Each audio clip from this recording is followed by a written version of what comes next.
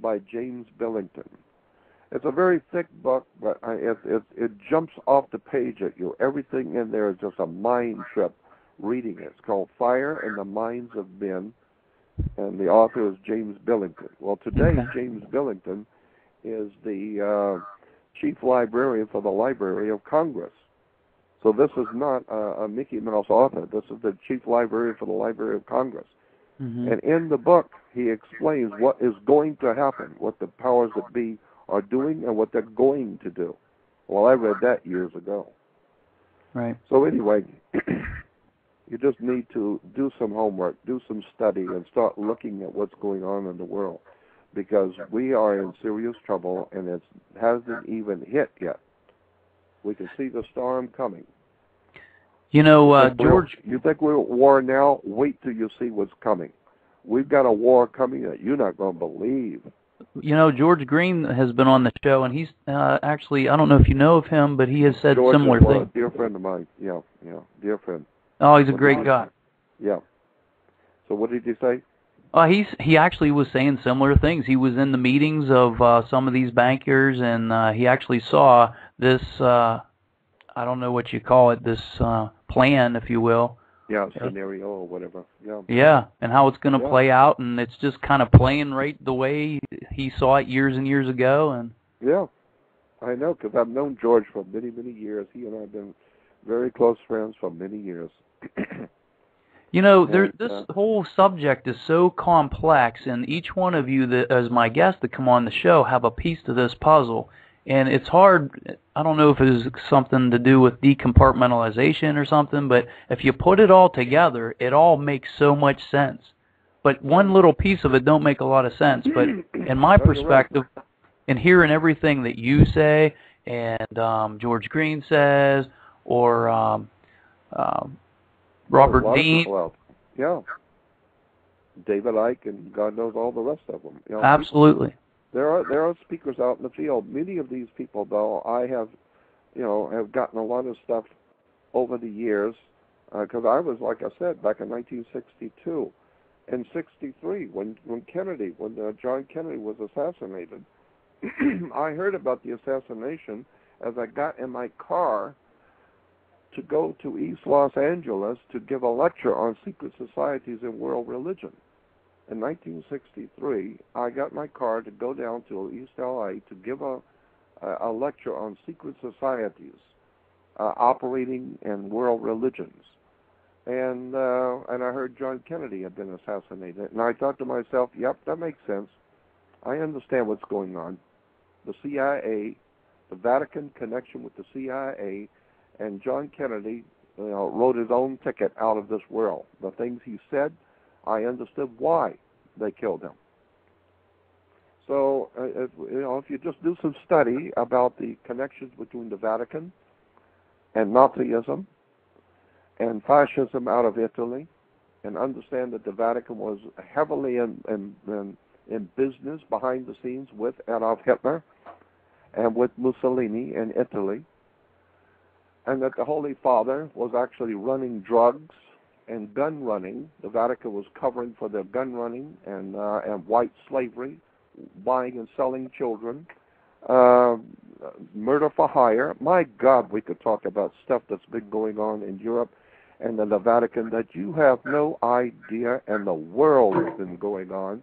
But the people in the CIA, NSA, people who it's their business to know this stuff, they've been talking about it for years, but they're not talking to you. Because it has nothing to do with football, and they figure you don't need to know. This is on a need-to-know basis, and you don't need to know. Well, I figured a long time ago, I want to know. We had somebody type in something, and all there was one word. It said hedge money with a question mark. Yeah, well, that has to do with commerce, and I'm not really an expert on commerce. I just know how it works. But I don't want to get into hedge money, but because I don't know that much about that particular subject, although I know what they're talking about. Okay. Commerce is really interesting. The word commerce, if you look it up in a law dictionary, very interesting. Commerce is sex. Look it up in a law dictionary. Look up the law definition of words. Okay. Look up the word Congress. So we're always impressed when we see congressmen because they are members of Congress. Look up the word Congress in a law dictionary. It will tell you Congress is sex. The sex act is referred to as Congress. You have Torres, and then you have Congress. I mean, how many people know that?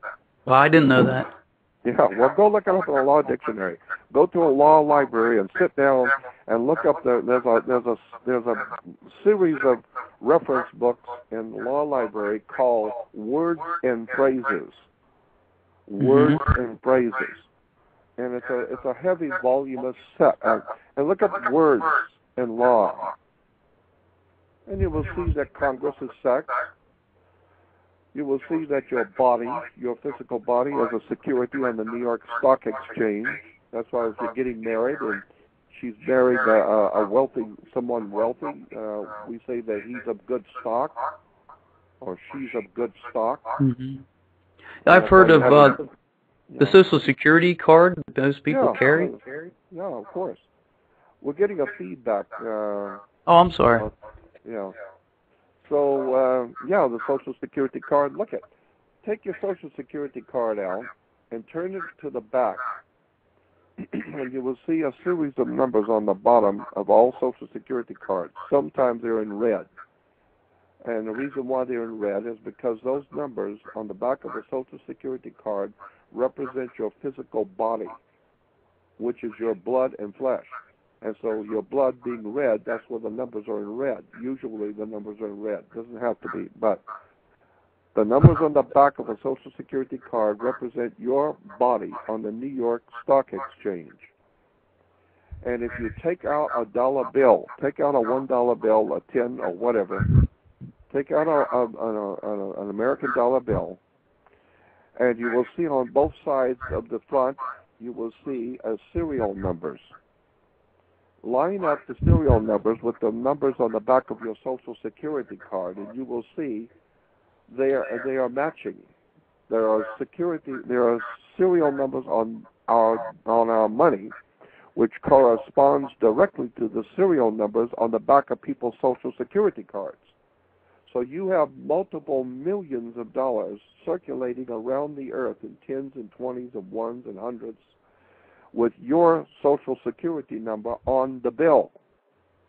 Look at the back numbers on the Social Security card, in the card, and look at the serial numbers on the bills and line them up.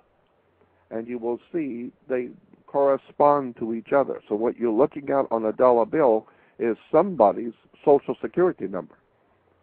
And somewhere in Europe, somebody's looking at the dollar bill and American dollar bill with your Social Security number on it, because you are a security on the New York Stock Exchange. Somebody is buying and selling your physical body, and you don't even know it. Your birth certificate, look at your birth certificate, and it will tell you it goes directly to the Department of Commerce.